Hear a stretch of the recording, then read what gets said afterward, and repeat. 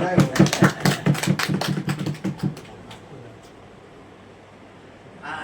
જ્યારે સ્થાપના થઈ ને બાપુ, ત્યારે પાયલની અંદર સૌથી પહેલી મારા હાથે મૂકેલી.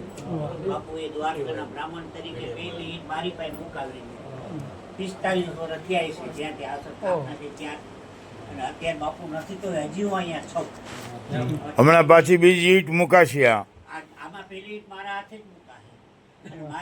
आने वाला बच्चा है, भविष्य है इस देश का, वो अब नशे में डूब रहा है. एक तो व्यापार बहुत कम रहा है, व्यापार में लाभ नहीं है, दूसरा नशे में डूब रहा है, तो फिर आने वाला जीवन माता बहन उनकी पत्नी का खतरे में हो जाएगा. तो व्यापार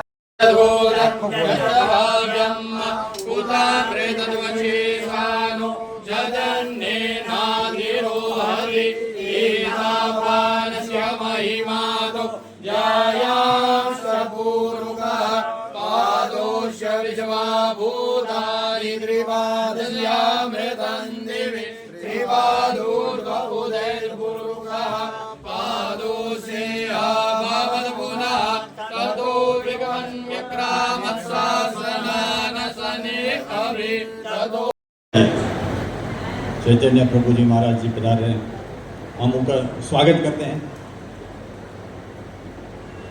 रघुवीर धाम आश्रम में पूज्यवर आदरणीय स्मरणीय प्रातः स्मरणीय ऐसे संत, सभी संतों का हम दिल से प्रणाम करते हैं, दंडवत करते हैं, स्वागत करते हैं.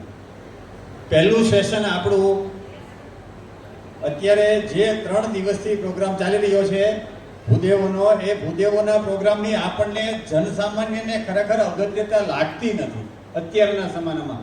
પણ તમને ખ્યાલ હોય તો 40-42 ડિગ્રી તાપમાન હોય, તડકો હોય, પૂરી ઊંઘ પણ ન થઈ હોય, અને એ તાપની વચ્ચે રહી અને આહુતિ આપતા આપતા જ્યારે શ્લોકોનું ગાન થતું હોય, વેદાધ્યાન થતું હોય, એ કોઈ નાની સોની વાત ન સમજીએ આપણે. અને એમાં આપણે તો બ્રાહ્મણો છીએ, ત્યારે એટલું સમજીએ કે આટલું જબરજસ્ત કામ જે થયું છે 3 દિવસમાં, એ ગઈકાલે જે અમને પ્રધાનાચાર્ય સમજાવતા હતા, મહાકાલી, મહાસરસ્વતી, મહાલક્ષ્મીની વાતો, દુર્ગા સપ્તશતીના શ્લોકો સાથેની એ વાતો સમજવા જેવી હતી. અત્યારે એ વાતો નથી કરતો, પણ આ 3 દિવસનું સખત ટેમ્પરેચરમાં આપણી વચ્ચે રહીને વેદોનું ગાન જે કર્યું છે એનું બહુ જ મૂલ્ય છે.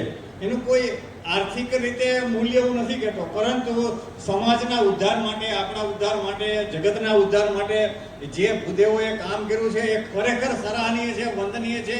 અને એના માટે આ એક અમે જે સન્માન કરીએ છીએ ને, એ તો એના માટે સાવ મામૂલી વાત છે. ભગવાન જ એનું સન્માન કરી શકે.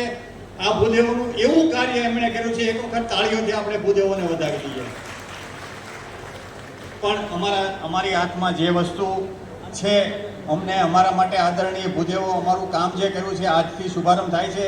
સંતો મહંતોની હાજરી છે, સંતો દ્વારા આપનું સ્વાગત થાય એવું અમે ઈચ્છીએ છીએ. એટલે હું અહીંથી નામો બોલીશ. આપણે 10-15 મિનિટનો જ આ કાર્યક્રમ છે, કારણ કે પછી અમારે સુદામાપુરી ટીમે બહુ સરસ મજાની ભોજનની વ્યવસ્થા કરી છે.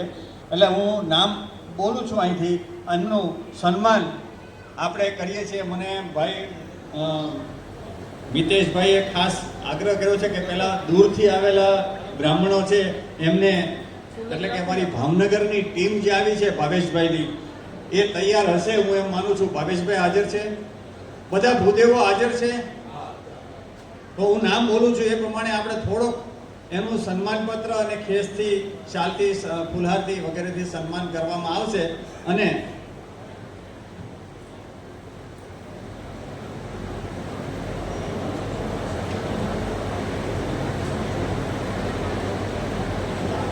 હાલો,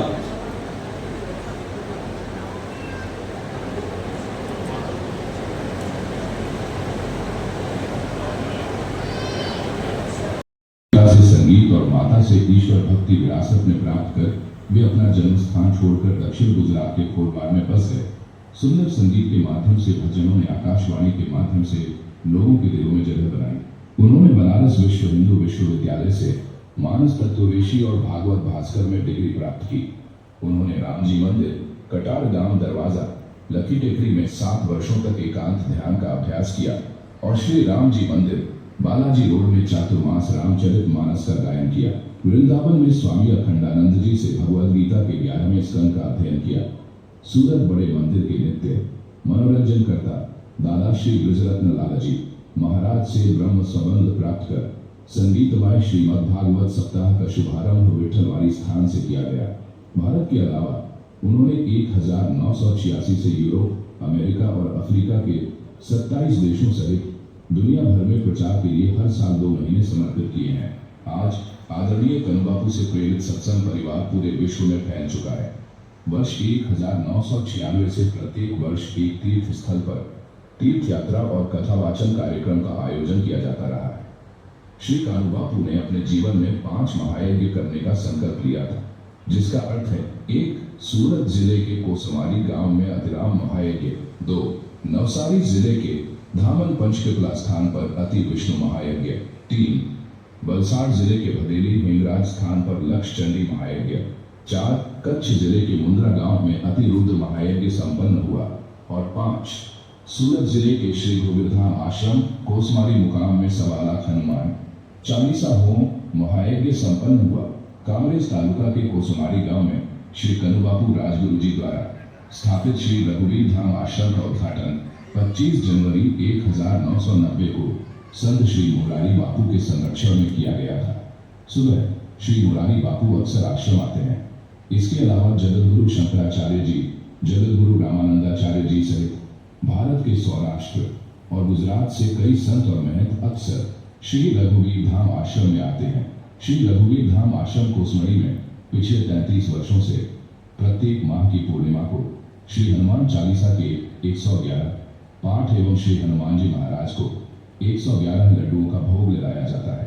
20/1/2011 को श्री रघुवीर धाम आश्रम स्थित त्रिशिखर मंदिर में मूर्ति स्थापित की गई।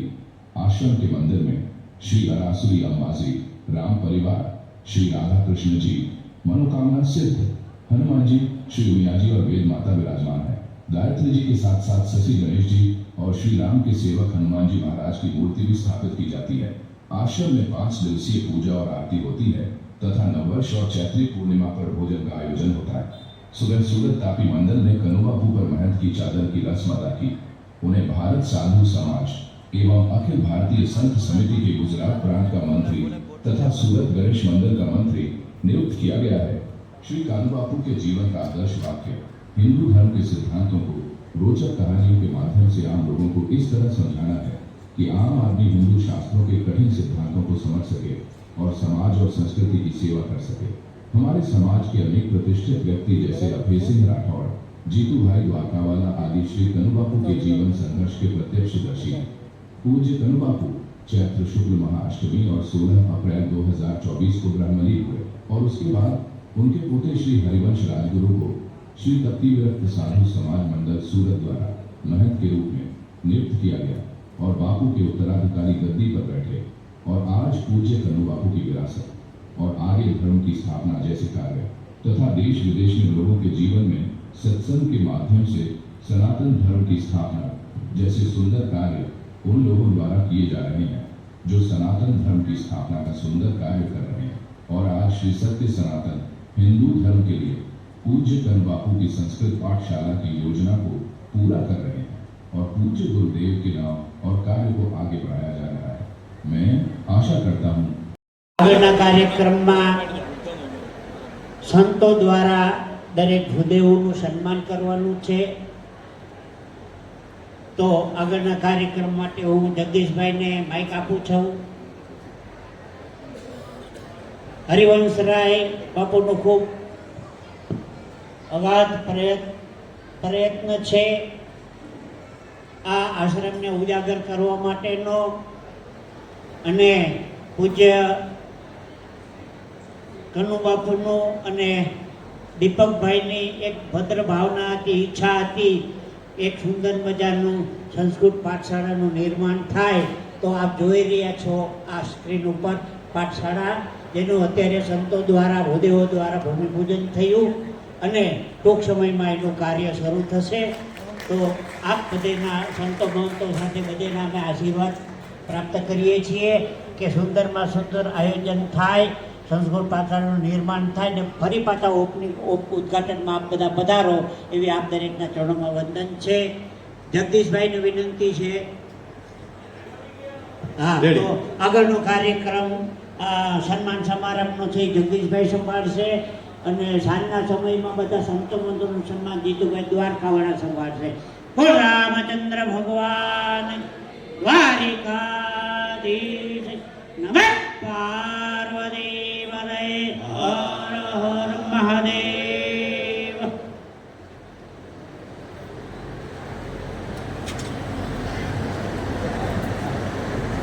પૂજ્ય ચૈતન્ય સમૂહ મહારાજશ્રી પધાર્યા છે. આપનું ભાવથી સ્વાગત છે. રઘુવીરા ધર્મમાં પધારો બાપ, પધારો.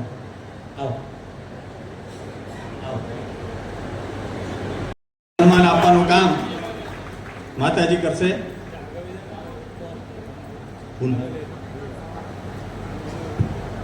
ભાવનગરની ટીમના હું નામ બોલું છું.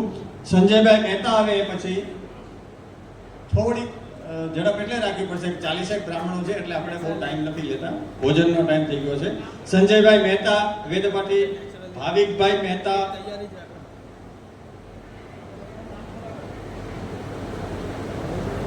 રાજેશભાઈ મહેતા આવે. સંતોને વિનંતી કે અમે થોડોક સિક્વન્સ જાળવી શકશું નહીં, માફ કરજો. એટલે બધા જ સંતોનો અમે લાભ લેવા માંગીએ છીએ. અમારાથી ભૂલ થાય તો ક્ષમા પહેલા માંગી લઈએ અમે.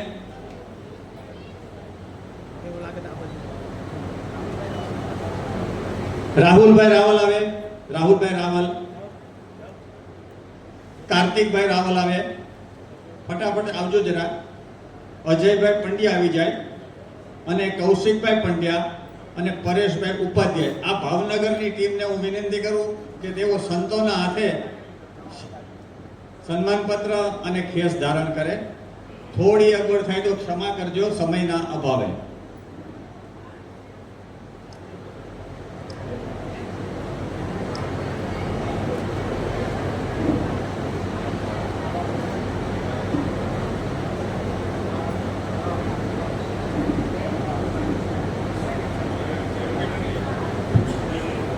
ભાવનગરની ટીમ નીચે ઊભી રહી જાય. એક ગ્રુપ ફોટો લઈ લે. ભાવનગરની ટીમ.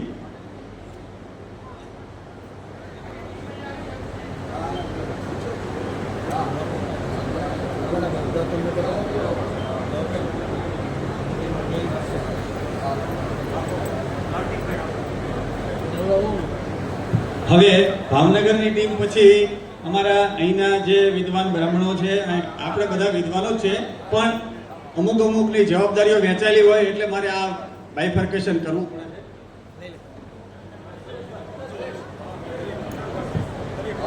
હવે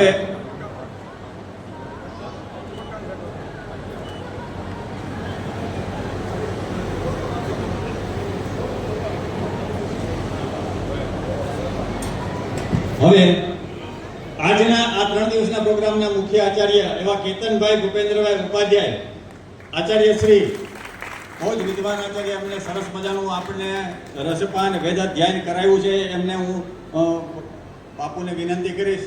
અમારા બધા જ બાપુ અમારા માટે સરખા છે. એમને સન્માન કરશે કેતનભાઈને. એ પછીથી અમિતભાઈ ભદ્રશંકરભાઈ જોશી કર્માચાર્ય છે, આંતરરાષ્ટ્રીય એવા કર્મકાંડી વિદ્વાન બ્રાહ્મણ, એમનું સન્માન પણ હું વિનંતી કરીશ અમારા બાપુને અમિતભાઈ. એ પછી મહેશભાઈ નારાયણજીભાઈ ભોગાઈદા, જેઓ ભાગવતાચાર્ય છે, એમને સન્માન છે બટુગીરી બાપુ મહેશભાઈ. પછી વિશ્વેશ્વરાનંદજી બાપુ અમારા, એમને હું વિનંતી કરું કે કૃષ્ણકાંતભાઈ બિપિનભાઈ વૈદ્ય, કે જેઓ વેદાચાર્ય છે, એમનું સન્માન કરશે કૃષ્ણકાંતભાઈને. થોડી આપણે ઝડપ રાખશું, અમારી વિનંતી છે. પછી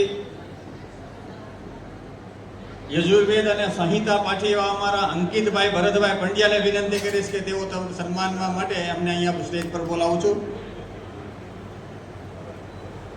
બટુકગીરી બાપુને વિનંતી કરીશ કે અંકિતભાઈનું સન્માન કરશે. હવે કુરાંગભાઈ વસંતભાઈ જોશી, નામથી જ પરિચિત થઈ છે. કુરાંગભાઈ વેદાચાર્ય છે તેઓ, એમને હું વિનંતી કરીશ કે એમના સન્માન માટે દેવકીનંદજી બાપુ એમનું સન્માન કરશે. હા, હવે હું અભિરામદાસજી બાપુને વિનંતી કરીશ કે અંકુરભાઈ અનિલભાઈ વૈદ્ય કે જેઓ કુંડાચાર્ય છે, આ સનાતનનું કાર્ય છે, હિન્દુત્વનું કાર્ય છે. એટલા માટે સૌ પ્રથમ આવા દિવ્ય સંતોનું, સનાતની સંતોનું માર્ગદર્શન અને આશીર્વાદ માટે આપણે આ સભાનું આયોજન કર્યું છે. વિચારો તો ખરા કે હજી તો બપોર પછી 3 વાગ્યાથી અહીંયા ધર્મ સભા છે, પણ અત્યારમાં જ આપણને આવા દિવ્ય અને આવા સુંદર આશીર્વચન પૂજ્ય શંભુ મહારાજના પ્રાપ્ત થયા. હવે સમય થઈ ગયો છે, માટે આગળનો કાર્યક્રમ આપણો 3 વાગ્યાથી આ જ મંડપમાં સંત સભા, સંતોનું પૂજન અને એ કાર્ય આપણે કરીશું. સંતોના આશીર્વચન અને હિન્દુ સનાતન સંસ્કૃત મહાવિદ્યાલયના ઉદ્દેશ્યો, હિન્દુ ધર્મ માટે જે કંઈ સેવાઓ આપણે અહીંયાથી કરવા માંગીએ છીએ, સનાતન પાઠશાળાના જે લક્ષ્ય છે એની અંદર ભણાવવામાં આવનારા જે વિષયો છે. હું પૂજ્ય શંભુ મહારાજ હમણાં ખૂબ એક અર્જન્ટ કામ હોવાથી જવાના છે, અને આમ તો એમના ખૂબ આભારી છીએ, કારણ કે અત્યારે દરેક સંતો ગાંધીનગરમાં વ્યસ્ત છે, હિન્દુત્વના કાર્યોમાં વ્યસ્ત છે, ને એમાંથી સમય કાઢી આપણી વચ્ચે પધાર્યા માટે આપણે એમના ખૂબ આભારી છીએ. પણ એમને જણાવતા ખૂબ આનંદ થાય છે કે બાપજી, આ સનાતન સંસ્કૃતિ, સનાતન ધર્મ અને હિન્દુત્વ લોકોના જીવનમાં જાગૃત થાય, હિન્દુત્વ દરેક હિન્દુના જીવનમાં જાગૃત થાય. પૂજ્ય મહારાજશ્રીએ ખૂબ સુંદર આપણને સનાતનનો અર્થ, હિન્દુત્વનો અર્થ સમજાવ્યો.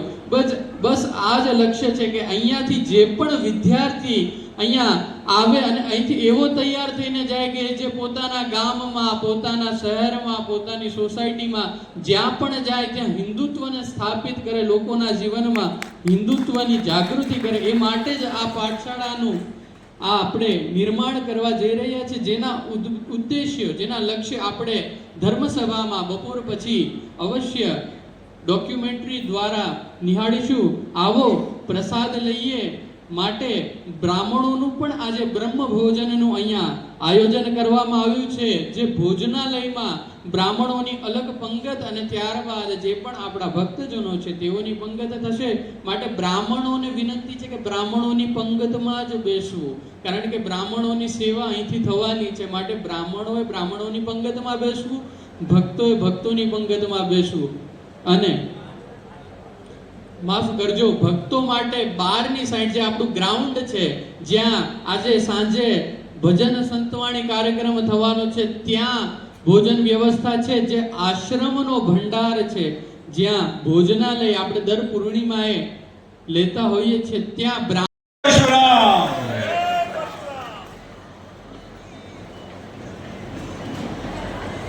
નીતિનભાઈ મહેતા આવ્યા નથી, બહાર ગામ છે. નીતિનભાઈ મહેતા અને અમારા અનિલભાઈ વેદાણી અને જય માતાજી બપોર પછી આવશે તો એમને બહુ ચુસ્ત બ્રાહ્મણ છે, ગમે એવા પ્રોગ્રામ પૂરા કરી. હું એને ખેસ પહેરાવીને સન્માન કરું, એનું સન્માન પત્ર અમારી પાસે છે જ, ખેસ પહેરાવીને સન્માન કરું.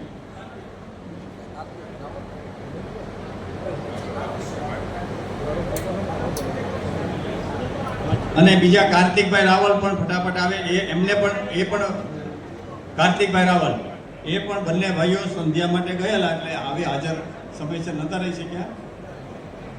બાપુ કાર્તિકભાઈ રાવલ.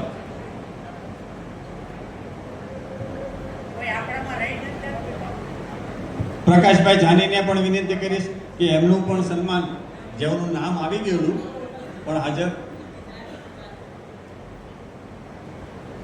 પ્રકાશભાઈ જાની આવે. પ્રકાશભાઈ જાનીનું સન્માન બટુગીરીજી બાપુજી કરશે.